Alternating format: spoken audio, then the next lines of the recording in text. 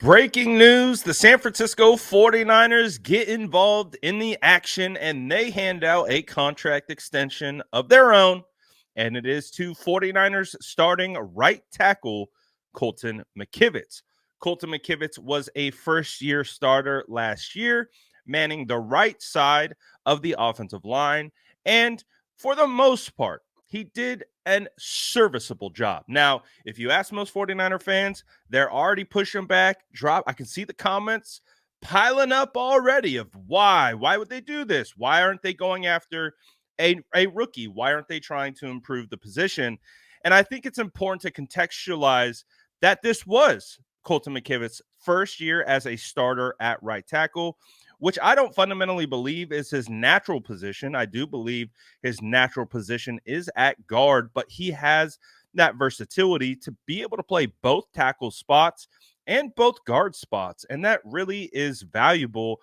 And the fact that he was able to start every single game last year, didn't miss a snap. He played over 1,200 snaps and had 696 pass blocking reps. And he did give up 9 total sacks. Now, if you look at that across the NFL, that would be tied for 4th in the most sacks given up.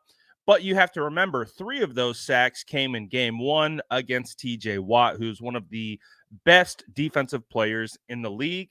And when you look at who else he's actually stacked up with, he's stacked up with former first rounders in regards to most sacks given up, like Ike Ekwonu, who gave up 11, Mekhi Becton, who gave up 12, and that's a name I've heard a lot of 49er fans ask to bring in to actually play the right side. He gave up 12 sacks to Colton McKivitz 9.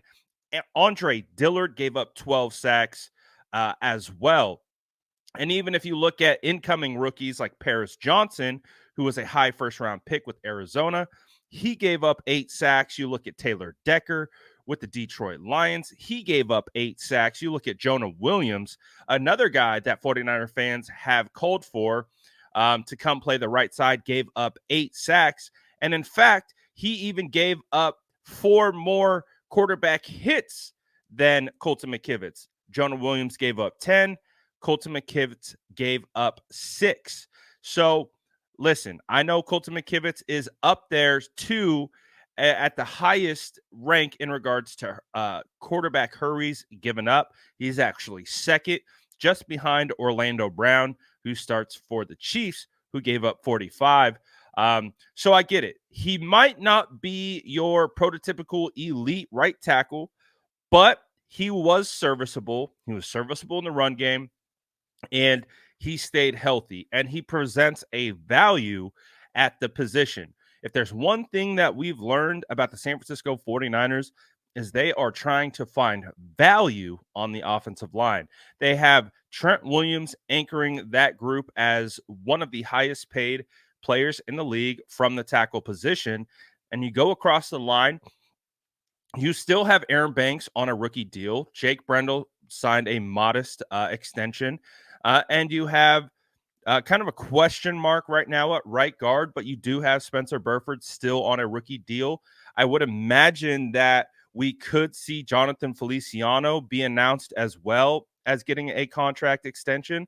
So that's something that we are going to have to wait and see.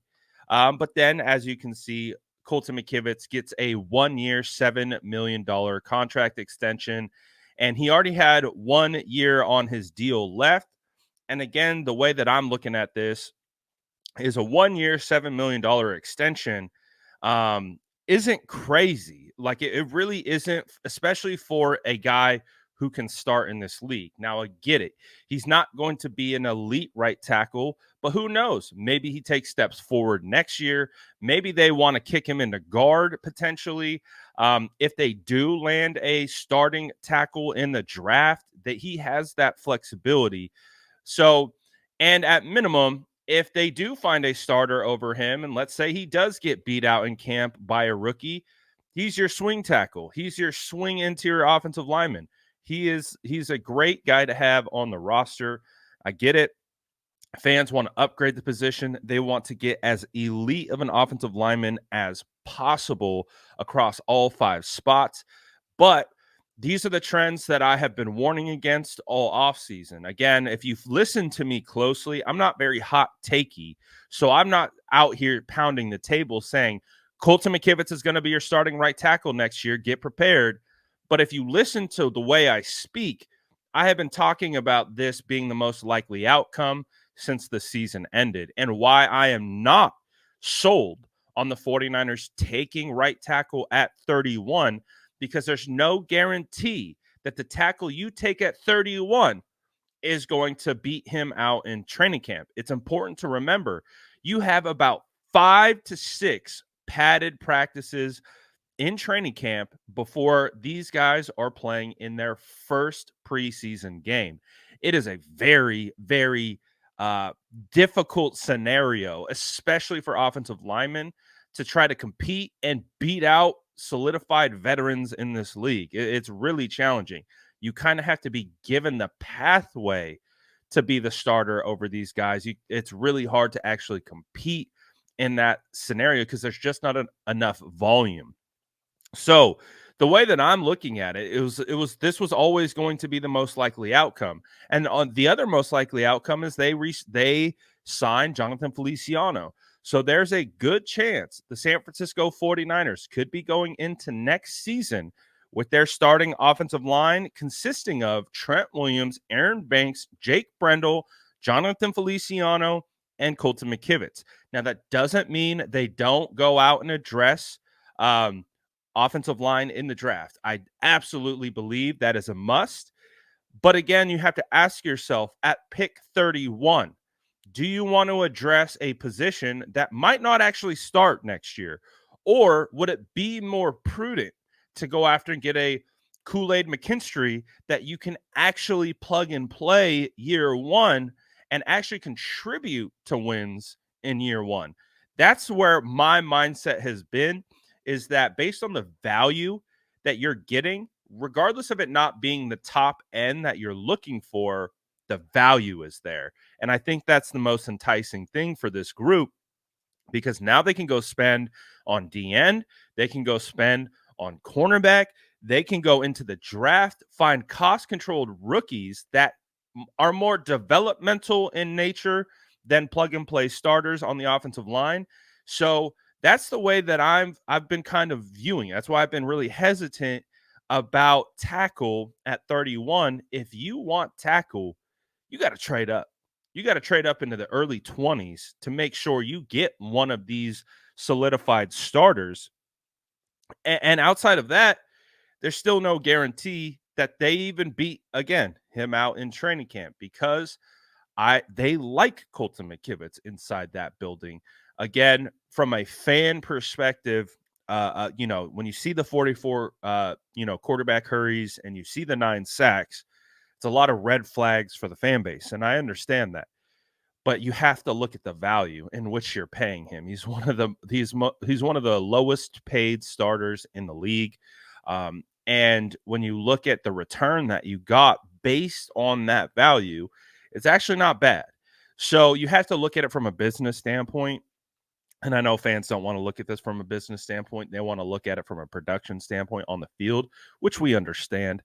But there is a potential that he could improve. So I think that's important to kind of quantify as well. This was first full year starting at a position in which he's been a guy who shifts all over the place. He locked down a spot at right tackle. Who knows? Maybe he can get better. And who knows if the 49ers find some tackles that earn that spot, you could potentially kick him inside to guard. He can play, honestly, all 5 spots. I think he could even play center in a pinch if it was required. So I'm not sitting here saying that I'm absolutely over the moon. This is the best signing that we've ever seen. This is phenomenal, but I understand it. I understand it from their perspective, them being the 49ers.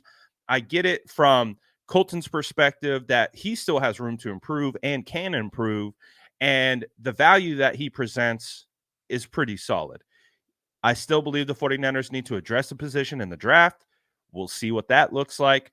But all things considered, you at least have a starting offensive lineman already on your roster as you head into free agency in the draft.